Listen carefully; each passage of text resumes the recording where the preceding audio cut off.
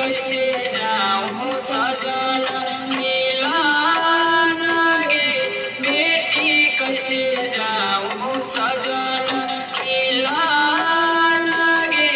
बेटी कैसे जाऊं सजना ले